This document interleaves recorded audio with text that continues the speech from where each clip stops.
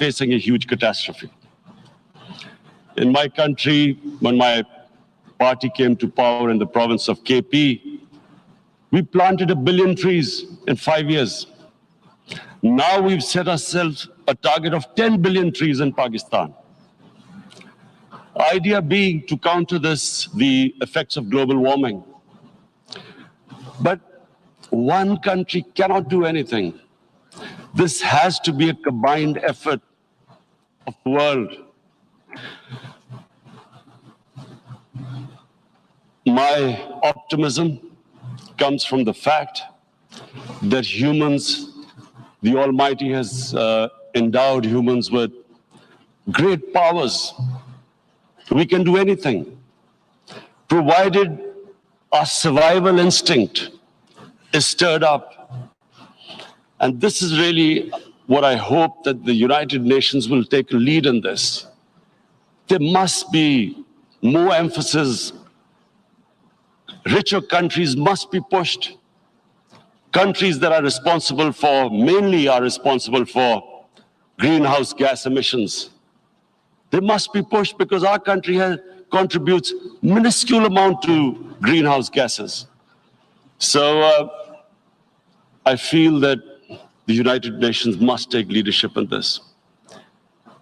My second issue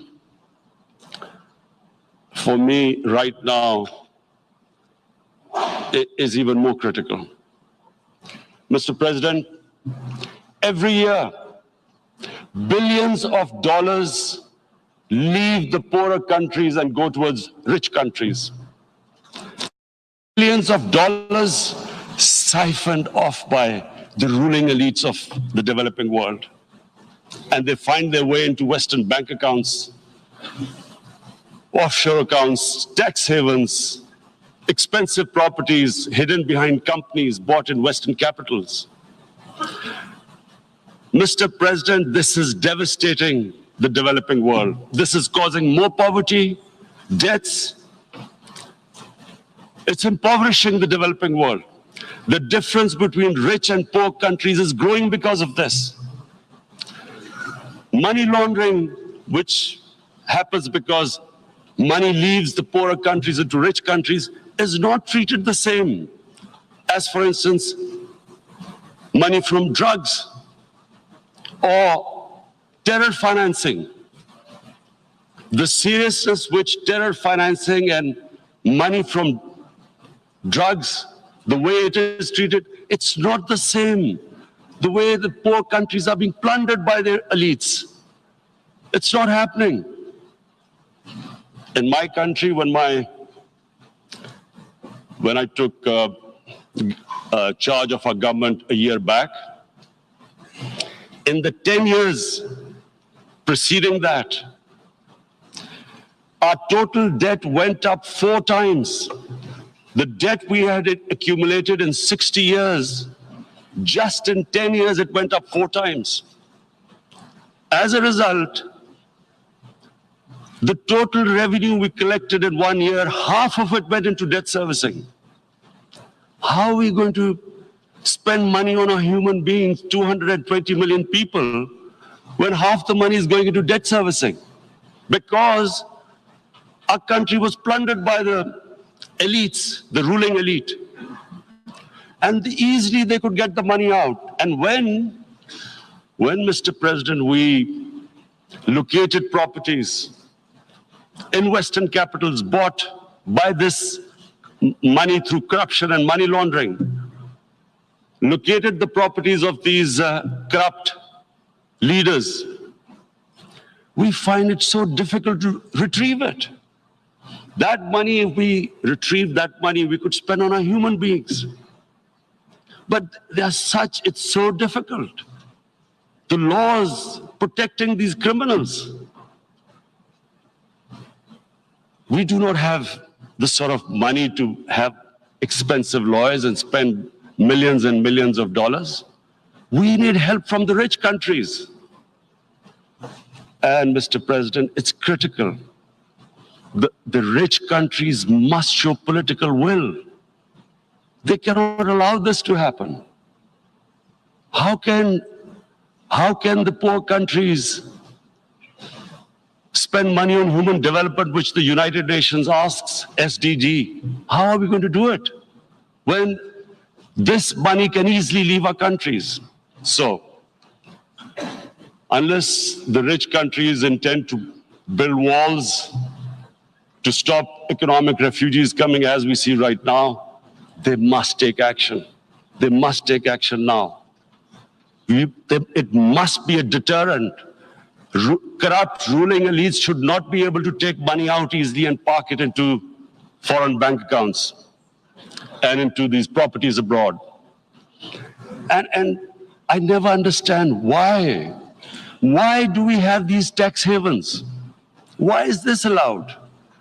Why shouldn't rich people pay taxes? Why is it legal to have these tax havens where you have these secret accounts? Because, the world is changing. The population of the world is growing. Sooner or later, you're going to have a crisis. If the poor get poorer and the rich get richer, there is going to be a crisis sooner or later. So this is my second point. I hope that the United Nations takes a lead in this. It involves the IMF, the World Bank, Asian Development Bank. They must find a way of stopping this plunder of the developing world. My third point is Islamophobia. There are 1.3 billion Muslims in this world. There are millions of Muslims living in other countries, European countries, in the US as minorities. Islamophobia since 9/11 has grown at a pace where it is alarming. Human communities live together. There should be understanding amongst them. But Islamophobia is creating a division. Muslim women wearing hijab, it's become an issue. It's become an issue in some countries. Hijab is some sort of a weapon. A woman can take off her clothes in countries, but she can't put on more clothes. How is this happening? Because of Islamophobia. And how did this Islamophobia start? After 9/11. And why did it start? Because certain Western leaders equated terrorism with Islam. Islamic terrorism. Radical Islam. What is radical Islam? There is only one Islam. And that is the Islam we follow of Prophet Muhammad sallallahu alaihi wasallam. There is no other Islam. Radical Islam, Islamic terrorism, what message did they send to people in the West? And why is there Islamophobia? How is a person in New York, in the Midwest, in the US, in European capital, how is he going to distinguish between who is a moderate Muslim and who's a radical Muslim? Because terrorism has nothing to do with any religion. This Islamic terrorism, Islamic radicalism, and sadly used by leaders, this has been the main reason for this Islamophobia. And it has caused pain amongst Muslims.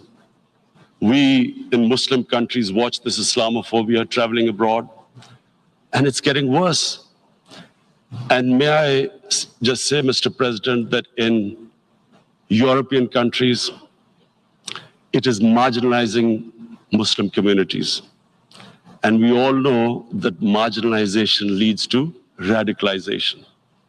Some of the people who ended up as militants in Syria and other places were from marginalized Muslim communities. And my point here is that we must address this issue. I'm sad to say that we Muslim leaders have not addressed this issue either. After 9/11, when this thing came about war against radical Islam, Rather than Muslim leaders trying to explain to the West that there is no such thing as radical Islam, in all human communities, they are radicals. They're liberals and rest are moderate. All human communities, Christians, Jews, everyone has it. But Islam is not radical, neither Judaism, neither Christianity, neither Hinduism. No religion preaches radicalism. All the basis of all religion is compassion and justice, which differentiates us from the animal kingdom. But unfortunately, the Muslim leadership was so scared of being called radical Islam that all of them became moderates. In Pakistan, we were in the eye of the storm, and our government coined a phrase called enlightened moderation. No one knows what it meant, but everyone started putting on Western suits that they were moderates, started speaking. Even those who didn't know English would speak English because they were moderates. No one had a clue what it was, because we, in the Muslim world, did not explain to the West that there is no such thing as radical Islam. One of the reasons why, after 9/11, Islam was supposed to be equated with terrorism was suicide attacks. Because the 9/11 bombers did a suicide attack, all sorts of theories came up that the Muslims are involved in suicide attacks because they will get virgin in heavens. Some came up with, what about women, suicide attackers? So this bizarre thing happened. No one explained. Suicide attacks and Islam were equated. No one did research that before 9/11, the majority of suicide attacks in the world were by Tamil tigers, who were Hindus. No one blamed Hinduism, and quite rightly. What has Hinduism got to do with what desperate people were doing in Sri Lanka? We all know about, we've seen films about Japanese kamikaze pilots at the end of the Second World War doing suicide attacks. No one blamed the religion. But here we were trying to prove we were moderates and not explaining to the West. But the most important thing I wanted to say here today, in explaining this Islamophobia, Mr. President, and I feel it's very important because I've spent, because of, I played professional sport in England, I spent a lot of time there. So I know how the Western mind works and how West views religion. So where the misunderstanding about Islam came. And one of the reasons it caused Islamophobia. That was, in 1989, this book was published, maligning, insulting, ridiculing our Prophet Muhammad sallallahu alaihi wasallam. And there was a reaction in the Muslim world. The West couldn't understand what was the problem. Because in the West, because I have spent so much time in the West, religion is perceived completely differently. They don't look upon religion like we do. And so Islam was supposed to be an intolerant religion. It was against freedom of expression. And Islam took a real beating 30 years ago. I still remember it became a watershed. And every 2 or 3 years, someone would malign our Prophet, peace be upon him. There would be a reaction by the Muslims. And again, it was Islam, an intolerant religion. Again, this time, I blame a certain section of the people in the West who deliberately provoked this, knowing the impact it would have.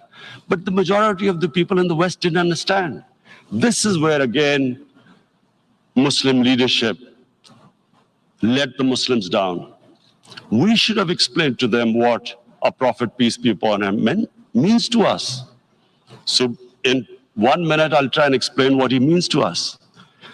Our Prophet was the witness to the divine book, the Holy Quran. The Holy Quran is the book of guidance for Muslims, and the Prophet's life was living the Quran. He was an example of what the Quran guided us to be. So he is the ideal we all try to get to. The Prophet created the state of Medina, the first state in Islam. That state was the basis of a Muslim civilization which became the predominant civilization for the next 700 years. And what was that state? I hear such strange things about Islam, that it is against women, it's against minorities. The first state of Islam in Medina, it was the first time a welfare state was set up. The state took responsibility of the weak, widows, orphans, poor people, handicapped. It taxed the rich, spent the money on the poor.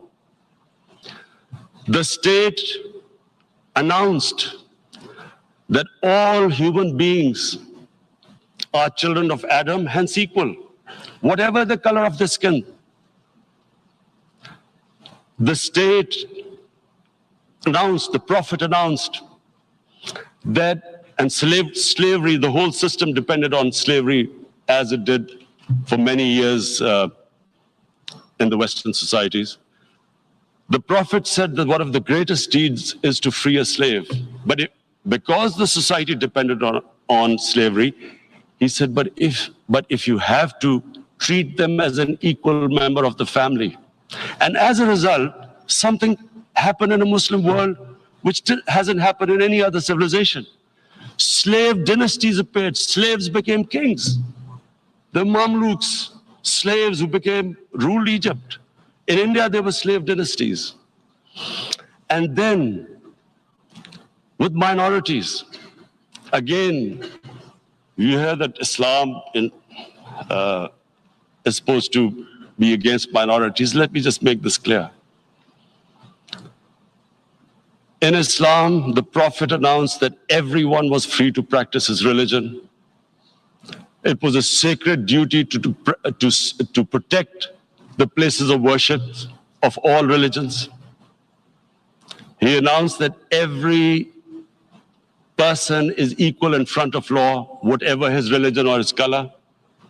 And this incredible case, and I always quote this, that the fourth Khalifa, the head of state of Medina, he lost a court case against a Jewish citizen.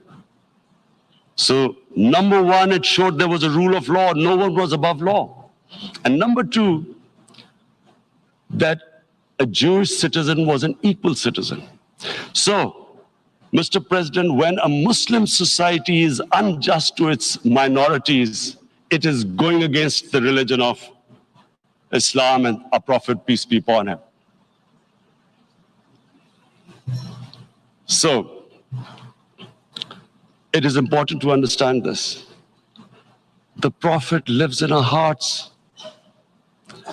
When he's ridiculed, when he's insulted, it hurts. As we human beings understand one thing, the pain of the heart is far, far, far more hurtful than physical pain. And that's why the Muslims react. And I always thought that if I ever had the stage, I would try and explain this to the world community, especially to the Western community, because having lived in the Western community, people didn't understand this. When I first went as a teenager to England, there was a comedy film on Jesus Christ. It's unthinkable in Muslim societies. So we need to explain that, look, in a human community, we must be sensitive to what causes pain to other human beings. We have, in the Western society, and quite rightly, the Holocaust is treated with sensitivity because it gives the Jewish community pain. That's all we ask. That do not use freedom of speech to cause us pain by insulting our holy prophet. That's all we want. And now, the number fourth point, Mr. President, and this is the most critical point, is the reason why I especially came here. It is about what is happening in Kashmir. Before I go on this, I want to make one thing clear, that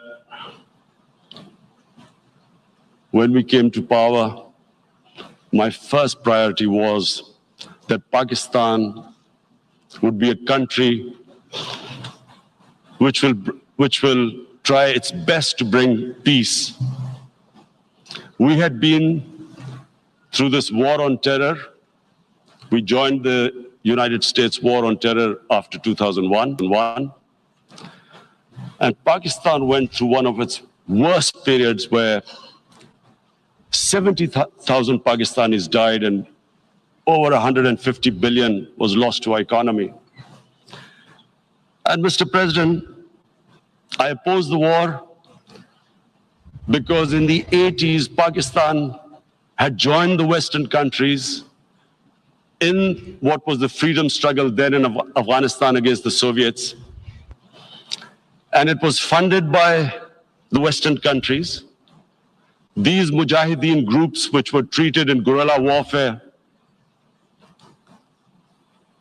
were trained by Pakistan Army, funded by the Western countries, and especially US, and they waged what was a freedom struggle in Afghanistan. The Soviets called them terrorists. We called them freedom fighters. 1989, the Soviets retreated. The Americans packed up and left. Pakistan was left with these groups. Come 9/11, Pakistan joined the United States in this war on terror. And now our government was supposed to, the reason why I opposed joining this war, because here we had indoctrinated them in jihad, meaning freedom struggle against foreign occupation. Now, because we had joined the US and the US had occupied Afghanistan, now we were supposed to tell them that, no, this is not freedom struggle and jihad, it's terrorism. So that's why I tried to tell then our government that, stay neutral because you will have leverage over them. You will be able to control them. But if you join them, you become collaborators and they will attack you, which is what happened. They turned against us. We went through a nightmare. 70,000 people killed in a war we had nothing to do with. No Pakistani was involved in 9/11. Taliban were in Afghanistan. Al-Qaeda was in Afghanistan. What had we to do with it? 70,000 Pakistanis died. So when we came to power, we decided that we would dismantle what was left of these groups. And this decision was taken not just by us, but by all the political parties in Pakistan. Unfortunately, they didn't implement it. So we came to power, we decided to implement it, and we dismantled whatever was left of the groups. And I know that India keeps accusing us that there are these groups there. I would like the United Nations to send observers, see for themselves what we've done. No Pakistani government would have dared to do this because it would have created strife.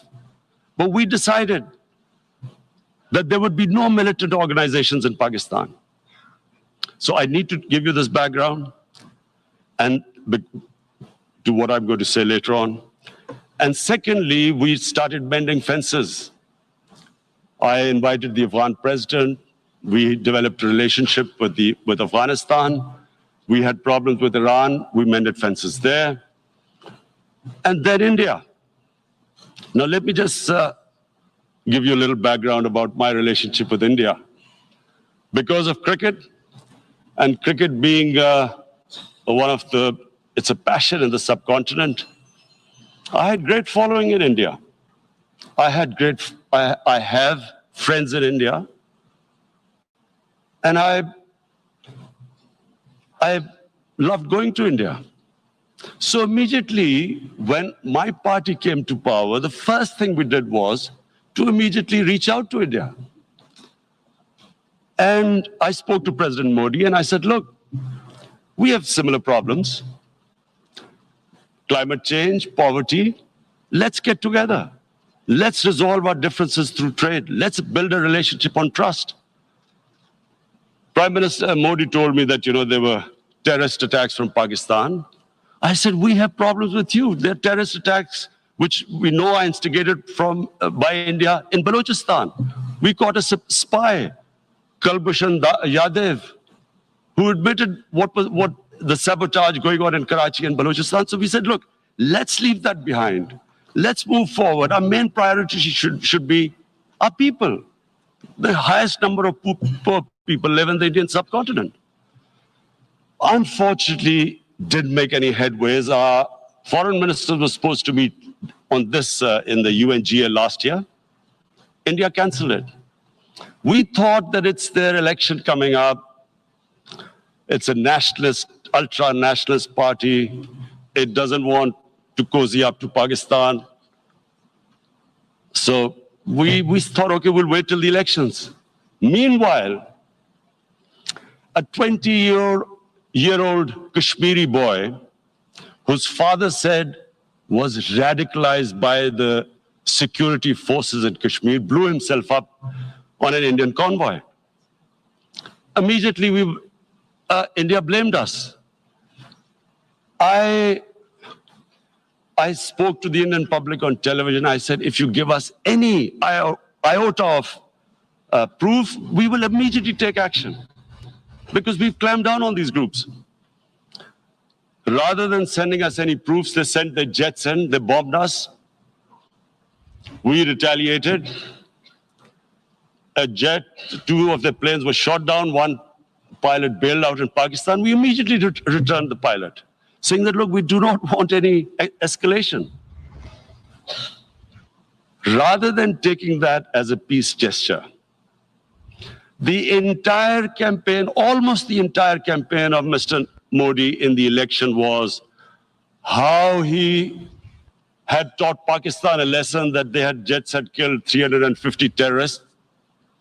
Complete lie. They had just killed about 10 trees of ours, which was quite painful given that, we are growing all these trees. He then...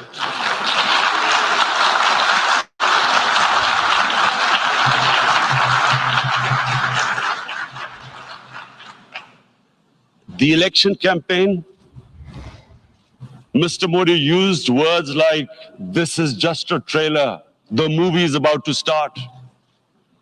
I went into Pakistan and taught them a lesson. This was the election campaign.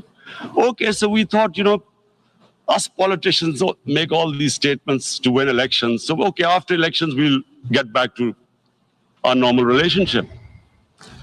Well, the moment the elections ended, we approached India, no response, but then we discovered they were trying to push us in the FATF blacklist to bankrupt us. That's when we realized there was an agenda. And that agenda became obvious on the 5th August when India went against 11 United Nations Security Council resolutions, which say that Kashmir is a disputed territory and the people of Kashmir have the right of self-determination. They went against that. They went against Simla Accord, which is about bilateral, sorting out our differences through bilateral means, went against that.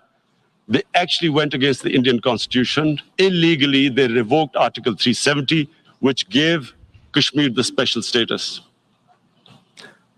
They got an extra 180,000 troops there. Total number of security forces in Kashmir now are 900,000. And they put 8 million people of Kashmir under curfew.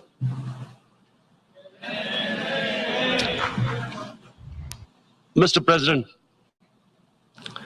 Now, I just briefly want to make the people understand, how can anyone do something like this? And for that, I have to explain to you what is RSS. RSS, total number of security forces in Kashmir now are 900,000. RSS was an organization that was inspired by Adolf Hitler and Mussolini, came about in 1925. They believed in racial purity, racial superiority. They also believed they were an Aryan race, like the Nazi believed they were an Aryan race. All that I'm saying can be verified. This is the time of information revolution. You can Google all this, what I'm saying. But it is very important for me to explain this to you so you know what is happening in India. This RSS believed in the ethnic cleansing of Muslims from India. At one point, there was racial superiority of the Hindu race. Secondly, it was hatred for the Muslims and for the Christians, because they believed that this golden age of Hindu civilization was stopped because of Muslim rule centuries back and then the British rule of India. So it was racial superiority and hatred for Muslims and Christians. This is openly stated. You look at the founding fathers of RSS, Golwalkar and Savarkar. Just Google them and you'll find out. And this ideology of hate is what murdered the great Mahatma Gandhi in 1948. It was this ideology of hate that made Narendra Modi in 2002 do a pogrom against Muslims in Gujarat when he was the chief minister. He allowed 3 days for these RSS goons who were inspired by the Hitler brown shirts. They actually wear brown shirts. This RSS, the Congress Home Minister gave a statement that in RSS camps, terrorists are being trained.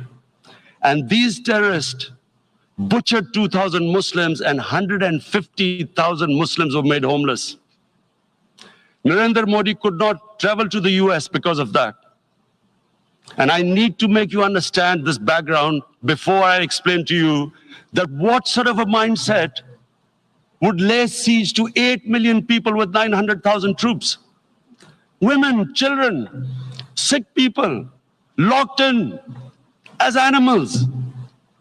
In fact, of what I know of England, if 8 million animals were locked in, the RSPCA would have made a lot of noise about it.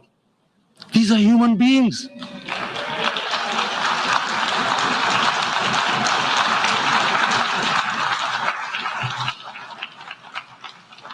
And Mr. President, what comes with racial superiority, these illusions of Aryan superior race, is arrogance.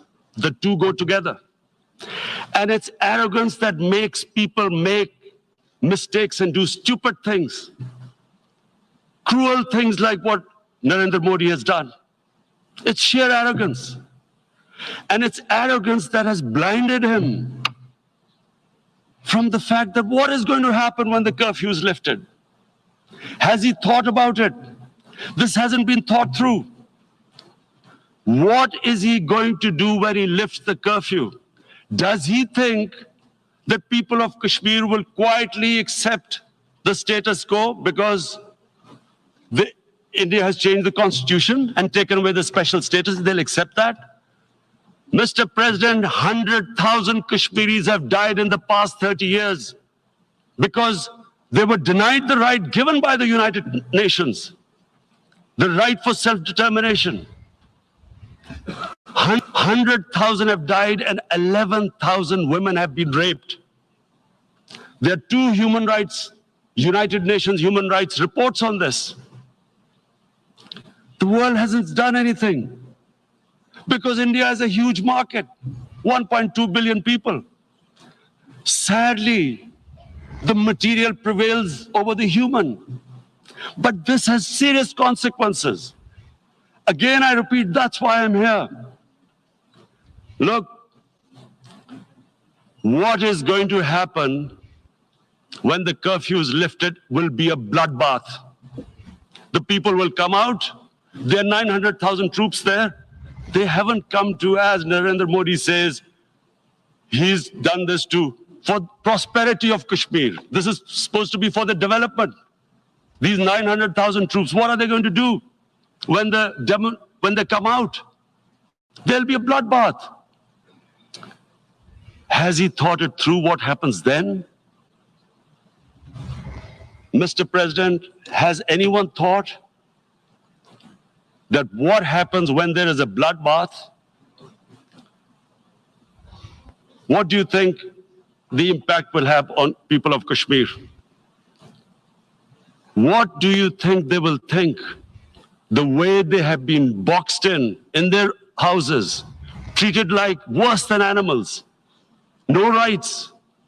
Thousands of all the political leadership has been arrested, taken out of Kashmir. Even those Kashmiri leaders who were pro-India have been taken out. 13,000 boys have been picked up and taken to God knows which destinations. So what do they think? What will the people of Kashmir do when they lift the curfew? They will be out in the streets. And what will these soldiers do? They will shoot them. They've already used pellet guns, blinded young boys. In the last 6 years, the 5 years, the oppression that has gone on in Kashmir. And so, Kashmiris will be further radicalized. Mr. President, there will be another Pulwama. And guess what? India will blame us. They're already blaming us. They're saying all this is happening because of Pakistan. One of their defense ministers said there are 500 terrorists lined up on the border to go in. Why would Pakistan send 500 terrorists when there are 900,000 troops? What impact are they going to make? What will they do? And don't we know that the moment there is some terrorist attack, all that will happen is there'll be further cruelty and oppression of the people of Kashmir. We will just give the 900,000 troops to further crush the people of Kashmir. And then we'll give the Indian government an excuse that, look, Pakistan is a terrorist state, and this mantra that has gone on, Islamic terrorism. The moment you use this catchword, Islamic terrorism, the whole world turns away. No one talks about human rights. You can do whatever you want, which is what has happened in Kashmir, because they keep using this word, Islamic terrorism. And this is what they're doing right now. What do we benefit from further increasing the cruelty on the people of Kashmir? And why would we want this? But there is no other narrative left for India. As when they lift the curfew, whatever happens, Pakistan will be blamed, and there is always a danger of another Pulwama. They might come and bomb us again, and then another cycle might start. And what does Narendra Modi think? That 180 million Muslims of India are thinking right now. Aren't they watching these series stuck inside for 55 days they've been stuck in? Aren't they watching? What do you think? Don't you think that the Muslims will be radicalized in India? And I'm talking about 180 million people. And when they get radicalized, there will be some incident in India somewhere down the line. Again, we will be blamed. And I'm warning you right now, again, we will be blamed. And Mr. President, what about 1.3 billion Muslims who are watching this? And they know that it is only happening in Kashmir because they're Kashmiri Muslims. This is not happening to Kashmiri Hindus. They know that this is happening because of their religion. So what do you think they will be thinking? What do you think the Jewish community would think if there were, forget 8 million, 8,000 Jews stuck like this? What do you think Europeans would think? What do we think? I mean, any human community, if their members are stuck like that, what do you think they will think? Are we a children of a lesser God? Is it not going to cause us pain? And then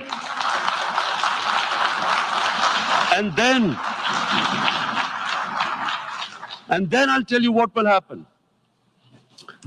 People will, in the 1.3 billion Muslims, someone will pick up arms. I know we've been brought up with films, Western films. This good, decent guy doesn't get justice. He decides to pick up a gun and start seeking justice. There was a film made in New York, famous film called Death Wish. This guy gets mugged by and his family, his wife gets killed or something. He can't get justice. He picks up a gun and he goes around shooting muggers. And the whole cinema cheers him on. So what do you think the Muslims are thinking right now? If there is a bloodbath, there will be Muslims becoming radicals, not because of Islam, but because of what they will see, that there's no justice when it comes to Muslims. There were Rohingya Muslims, Myanmar, who are, God knows, almost 1 million people out, ethnic cleansing. What was the response of the world community? So what do you think will be the response of 1.3 billion Muslims? I picture myself. I'm in Kashmir. I've been locked up for 55 days. I have heard about, and there are rapes, Indian Army going into homes, soldiers. Would I want to live this humiliation? Would I want to live like that?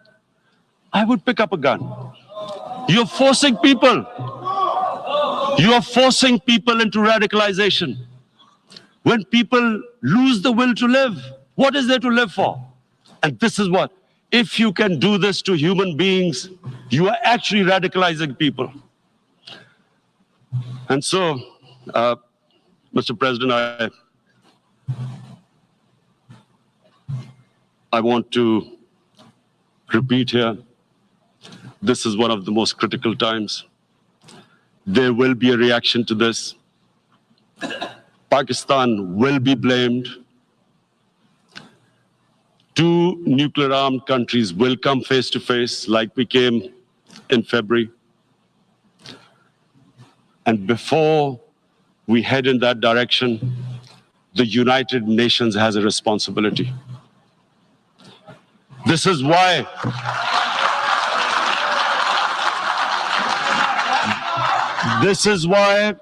the United Nations came into being in 1945. You were supposed to stop this happening.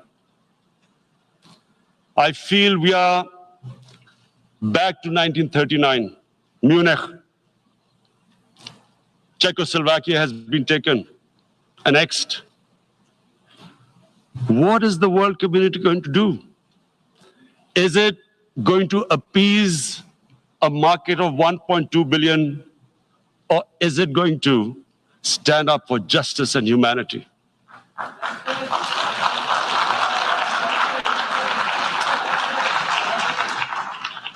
If this goes wrong, you hope for the best, but be prepared for the worst. If a conventional war starts between the 2 countries, Mr. President, if a conventional war starts, and anything could happen, but supposing a country 7 times smaller than its neighbor is faced with the choice, either you surrender or you fight for your freedom till death. What will we do? I ask myself this question. And my belief is, La ilaha illallah, there is no God but one. And we will fight. And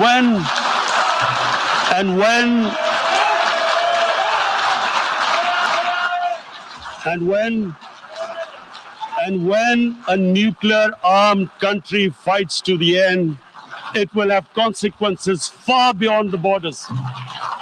It will have consequences for the world, which is why I repeat I'm here. Because I'm warning you, it's not a threat. It's a fair worry that where are we headed? And I've come here to tell the UN, you've got to, this is a test for the United Nations. You are the one who guaranteed the people of Kashmir the right of self-determination. They are suffering because of that. And this is the time. This is the time not to appease like in 1939 appeasement took place. This is the time to take action.